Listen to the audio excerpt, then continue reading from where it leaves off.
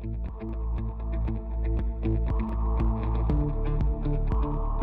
a day, everyone. Nestor Licanto here, and welcome to our brand new feature called In Full Zoom, where we'll be focusing in on some of the our top businesses on the island and our business people to talk about the impact of the coronavirus on them and their businesses, and also to talk about our economic recovery in general. And a man who probably needs no introduction, former senator and longtime CCU member, and also a businessman himself, Simon Sanchez. Hafaday, Si. Buenas, Nestor. Buenas, Jason. I know you're helping out, Nestor. Glad to participate with you. Okay, let me just set the table here. Tell us about how the coronavirus crisis has impacted the businesses that you're involved in. Right. So, my main business is the laundry business, but with my business partnership with Phil Flores, some others, and we're also in the trash business, real estate and banking. But let's speak directly to the business particularly affected by tourism, right? Because that's the largest part of the economy. It's having the most macro impact across many, many different types of businesses. So we're clearly seeing the impact of having no tourists here. Instead of having 150,000 visitors coming in and occupying rooms and using our laundry services, we handle a lot of restaurants and we pick up the trash for but now the hotels don't have any customers because there's no tourists coming to Guam. The restaurants, if they're even open, they're all to go. There's no in-house dining, so they're not using our napkins and our tablecloths at our restaurants and hotels. So, as being a provider of the hospitality industry, we're feeling a very direct impact. And right now, we're just 3 days a week. We also do some military, so the military is still steady in terms of the laundry business. But both the trash and the laundry, we're seeing a decline in volume because there's no visitors. And it's pretty dramatic. The laundry is only working 3 days a week, and we're only working half days. So I've got employees that are only working 15, 20, 25 hours a pay period when they used to be working 80 plus hours. And prior to the Wuhan virus, the coronavirus, we were having I think all the economy was very, very strong because tourism was strong, military spending was strong, the construction was strong. And our January and February of this year was very, very strong. Our last year was very strong in terms of volume. So the economy was really sailing along. And you cover the government, Nestor. You saw government revenues were very healthy. That's a perfect example of what happens when you have a strong economy and you have strong tourism here on Guam. And when you don't, you're seeing the impact.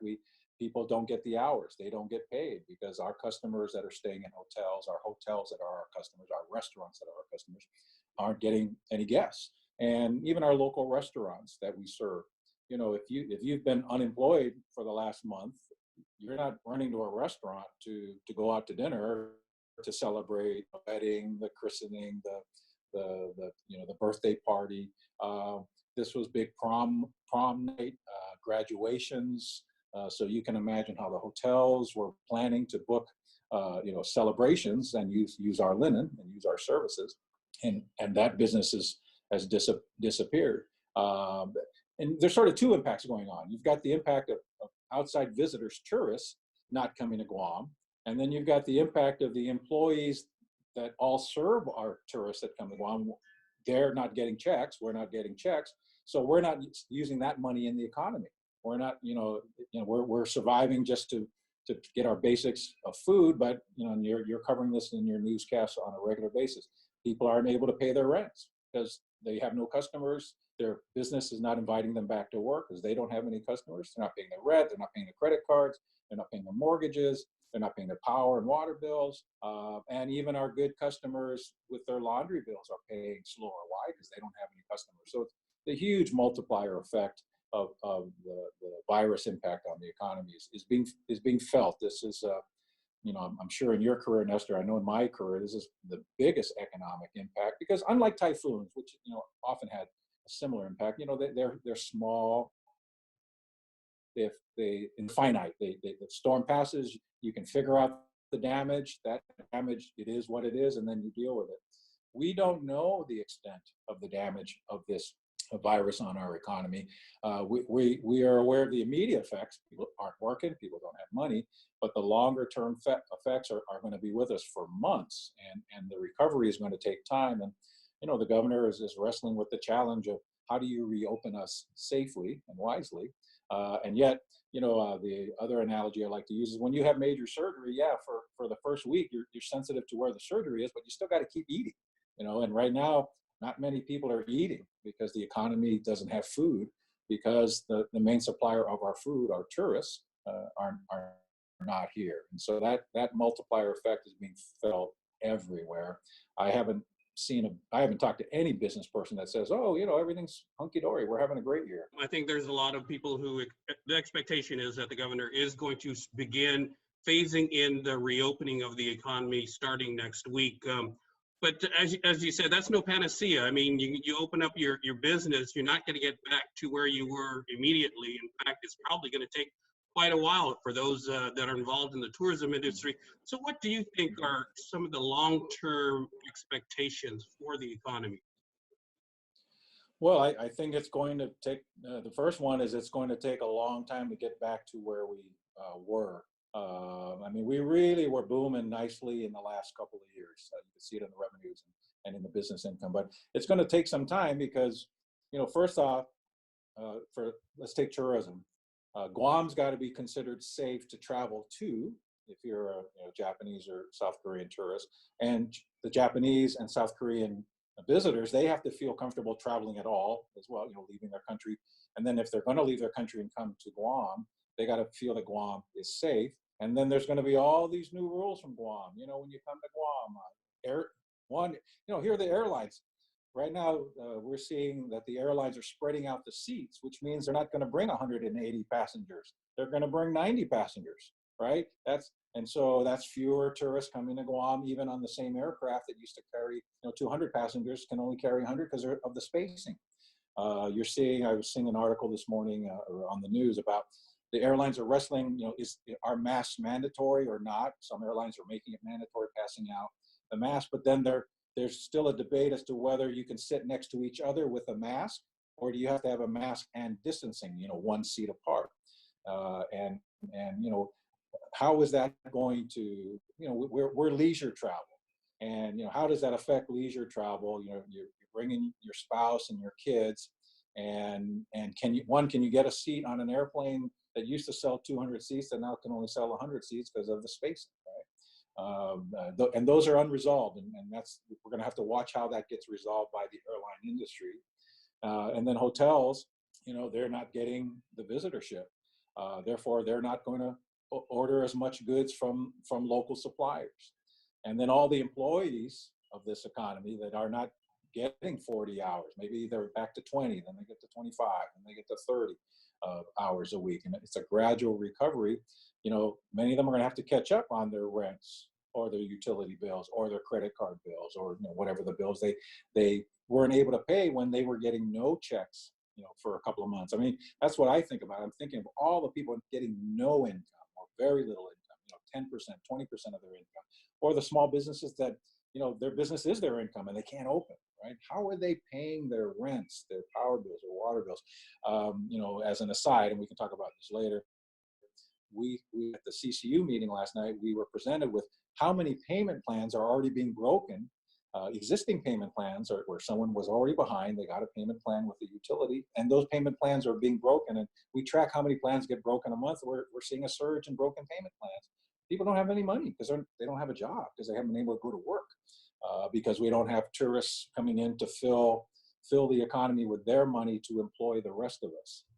And that ripple effect is going to really be felt for quite some time. And the other piece of the puzzle will be, well, when you're a landlord that's owed 2-3 months rent, where you're the bank that's owed mortgages, where you're the utility companies that are owed utility payments, Nestor and Simon owe $1,000, right?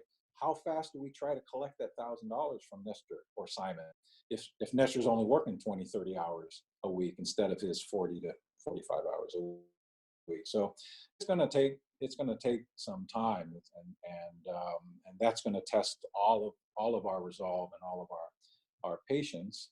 And we're going to see some businesses close and never come back, and we're already starting to see that. Yeah, and I It's think a not lot of easy people are yeah. do business.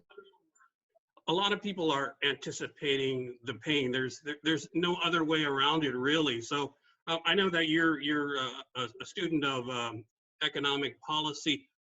How do we maintain ourselves in the interim? And I know that I know you're a capitalist, but there are some proposals from the Congress, for example, about a universal income, I believe it's called, $2,000 a month for residents paid out of the U.S. Treasury.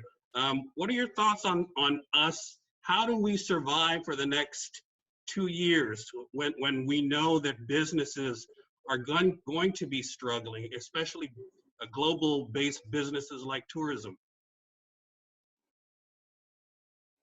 Yeah, great question. So, I mean, already you're seeing, what are some of the macro solutions being done by nations? Well, what did Uncle Sam do? They went and borrowed, they said, well, print some money, let's go grab $2 trillion. That first tranche of money ran out, now they're grabbing some more. And now there's talk about, some minimum universal payment. Again, if the United States government is willing to fund that and grow their deficit and print the money and then distribute it to the 50 states and the citizens of the territories, I mean, that's the other question, is make sure that we get included in that largesse the way we have been so far with the PPP loans and the soon to be seen unemployment. If the federal government can replace our tourism dollars with that money, I mean, that's a bridge. But the size of the economies are so big, whether it's the national one or even Guam's, that I'm not sure anyone can replace these lost incomes. Like they say in the airline business, when that plane leaves, that sail's gone forever. You can't resell that seat, right? And same thing with a hotel room. When today ends and you didn't sell your 300 rooms, you don't get whatever today's back, right? You have to worry about tomorrow. So again, great idea if someone else is paying for it. If Guam has to pay for it, I really see challenges for our government to pay its bills. Clearly, we're already having the challenges for citizens to pay their bills. And the outside money we're getting now is going to last 8 weeks, 12 weeks. People need to think about it for a lifetime. So so in many ways, you're going to see a contraction of the economy because people that were counting on monies to come in, that money's not coming in. The Fed step in and throw some money at the problem, and that carries us for a month, 2 months, 3 months. But until, at least from Guam's point of view, until tourism really gets back on its feet, it's really going to be a challenge for us. And I don't think there's I think there's some pain still to come. And in many cases, there's not a lot we can do about it, right? I mean, you can talk about cutting government of Guam spending, and taking some of those savings and giving it to the private sector for, let's say, the employees. But, even then, Guam doesn't have an unlimited checkbook. The federal government, already you hear the head of the Senate, McConnell, talking about, well, the next grant isn't going to be so generous. Come with some strings. So even Uncle Sam is saying we don't have unlimited funds, even though you have some people in the Congress saying, well, why don't we give everybody $1,000 a month or $2,000 a month? I mean, the question is, if they can fund it, great. If they can't fund it, we're sort of left to where we are now. Maybe this will create a kind of those cataclysmic changes where, I forget the candidate's name, but he was running saying the minimum income, where you get $1,000 a month every American. That was thought by many people in the political circles. Oh, that's a crazy idea. Now you're hearing Pelosi propose it, and it's $2,000 a month, right? Not so crazy because no one anticipated what became a global pandemic. And so, yeah, I think there's still some pain ahead for all of us. But, you see the hotels behind me, they're not going to tear down the building. They might close the building. They might try to sell it to somebody else who all businesses we're betting on the future. And I think most citizens, we grew up, we've chosen Guam as our home. This is where we live. And we're betting that Guam is a good place to live in the future. But none of us ever envisioned the kind of economic collapse that has occurred because of the Wuhan virus. And it's okay. Hey, real quickly, because we're running out of time. That's our sad reality. Yeah.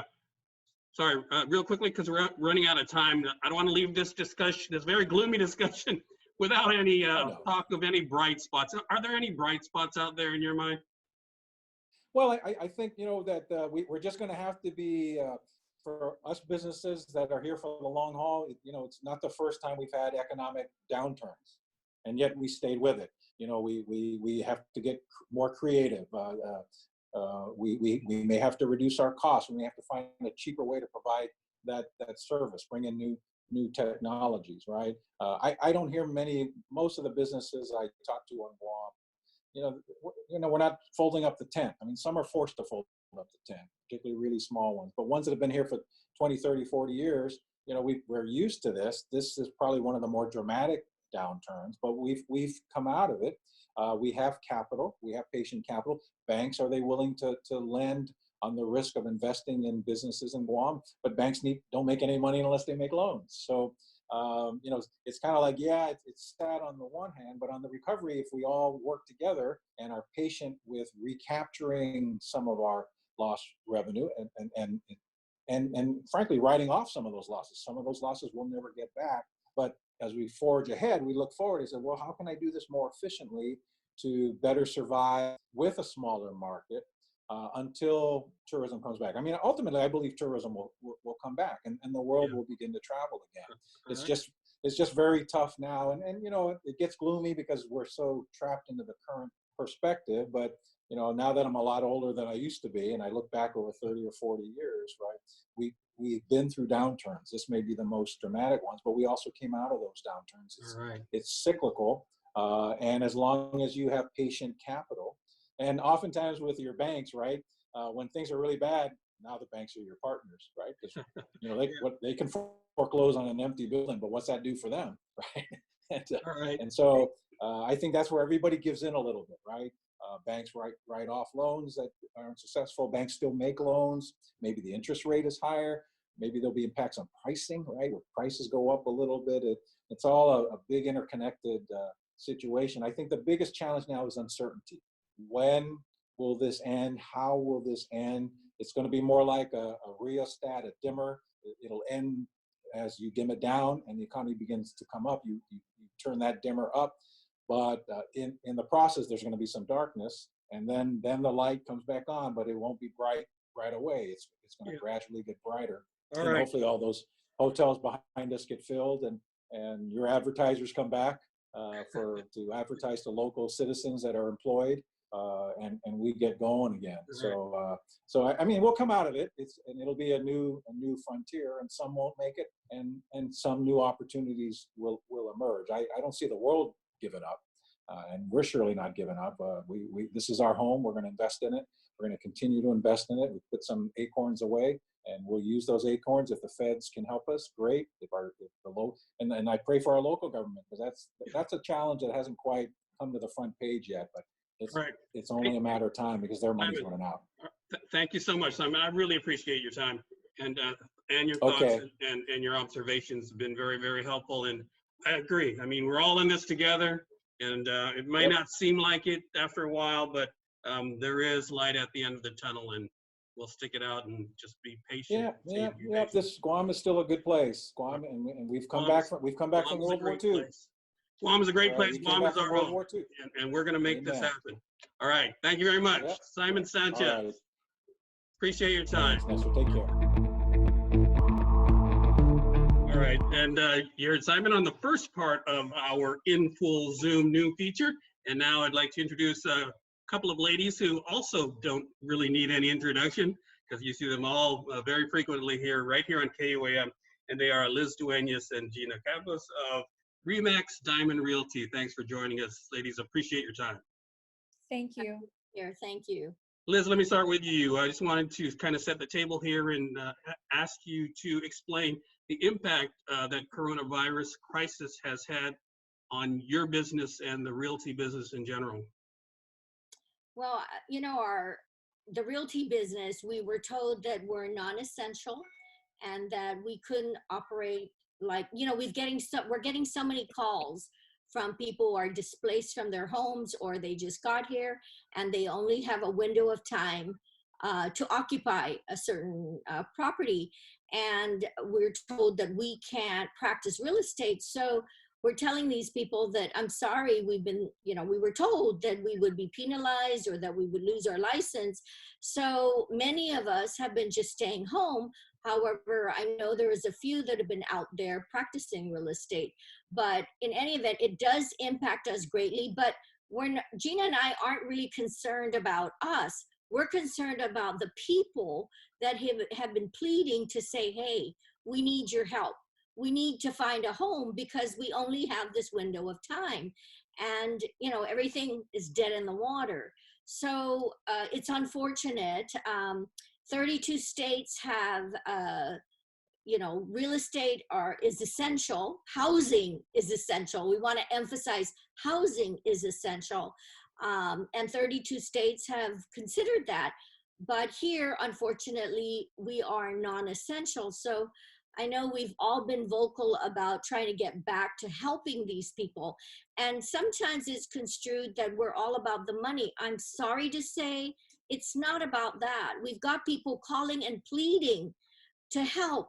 But what can we do? We just tell them, I'm sorry, our hands are tied.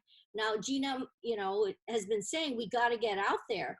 What are we going to do? So it's really unfortunate. And for the agents that this is their livelihood, just like the hotel industry and just like restaurant industry, they've been laid off, they've been furloughed, they have no income, some of them. Luckily, there's some grants, but how long is this grant going to last? It's a short period of time for them to get income to help their family, feed their families. So we're just so, vocal that, hey, it's not about us, it's about the community. But I want to emphasize that Gina and I and all the others, we know we have to take precautionary measures, wear our masks, wear our gloves. I just came from outside. I just peeled my gloves off and my mask. We know it's critical to protect not only ourselves, but also the community. We don't want to get it, and nor do we want to give it, period. Yeah. Gina, let me ask you, it's also not just a simple matter of saying, okay, realtors, you can go back out and take business. You need certain government services to reopen as well to support what you're doing. Can you explain that? Yes, well, we work, in terms of selling real estate, we work in conjunction with land management, building, one stop, because some new construction, you need to get permits, you need to get occupancy. So our line of work is contingent upon the government agencies being open for the most part. Now, I give credit to Department of Land Management. They have implemented progressive measures to start opening and recording documents. So that's helping us out with closings. The next part of this is revenue and tax. We're also, we're linked up with that. Our closings, our sales activity also is dependent on them being open, which I'm sure these agencies are working on that as well. We also need the court to be open, because anytime you do a sale, you need a court clearance. So that needs to get open. And, this real estate isn't, I have to say, if real estate agents are earning good money, it's because they're performing a service. The real estate offices that are trying to stay open to do property management, we're doing this because we're performing a service for owners that are relying on us to collect their rents if tenants are able to pay their bills. And when we're done doing that, to send them the proceeds, because, a lot of the people we manage for it's an older generation. They've invested their livelihood into real estate and they're trying to live off that. And without these real estate services being open so we can continue that process, they have nothing to live on. Some of them have nothing to live on if we don't send them the revenue. And in order for us to be fully functioning, we need the government agencies. It's a marriage. We need both sides of this coin to operate. And I want the governor to understand everything we do, it helps the government out, because every real estate transaction pays into the government. And so this goes, it's something that benefits everybody. That's right. You know, the thing that I think we're not talking about enough is the longer this lasts, there's already companies shutting down. I saw a post by Tony Romas the other day that they've closed their business at the Gani Shopping Center. Never mind about the business, although I do feel for them because they invested a lot of capital into opening that facility. Think about what, 30, 40 employees that are now out of a job. What are these families going to do? You know, and these are victims of COVID. As long as the governor keeps the island shut down, we will have every business that goes down is not one COVID victim, but with Tony Roma, maybe 30, 40 victims. Victims, And that's this right. is something the governor can control. If some businesses could be open, then every business can be open. We are smart enough to figure out how to service our customers safely. We need the opportunity to do that. Yeah, and Liz, can you discuss what the state of the industry will be once you do start reopening, and what the impact of this virus may have had on your particular business in general? I think, you know, if you're a seller, it may take a while because there's uh, two effects. One, if let's say you're a buyer, you've been furloughed, you've already been pre-approved, but then all of a sudden you've been laid off or furloughed and it affected your income. So your ability to buy a home has been limited. And I know there was a bulletin that just came out saying there are no loans given if you have been furloughed. So that's one effect. And all these people that have, like Gina says, have been laid off, where are they going to go? And the you know, so much money is being lost. And I know there's assistance that's coming to people, but that's not going to last. Even the government as it is now, they're not working, they're getting paid. What if the funds for the government run out? What's going to happen at that point? What are they going to do? Raise the taxes to recover? I mean, federal assistance can only do so much. We're in emergency mode now. What does that mean? That if we continue, we're going to continue to get grants. But what about the private business? All these private businesses are shutting down. So in terms of real estate, it's going to take a while for that to resurge. And then prices might be affected. It's a wait and see period because people won't, you know, there's been people that have been displaced, so maybe they're looking for rent, but for those buying, that might come down. And then the prices as well, it's a wait and see period. We don't know. I mean, other countries are feeling it. We associate with our other global REMAX, and we're sharing information, and they're seeing other offices close. Some offices, they're doing is merging, but they're seeing a lot of decline in business and in real estate. So it just depends. For us, we know it's going to take 3-6 months. Maybe 2021 it'll start to pick up even more. But people are starting to see, oh, what deals can I get now that things are sitting? Yeah. All right. Unfortunately, thank you, Liz, and thank you, Gene. Unfortunately, we're running out of time here, but I appreciate you coming on today on this, the very first edition of the full Zoom.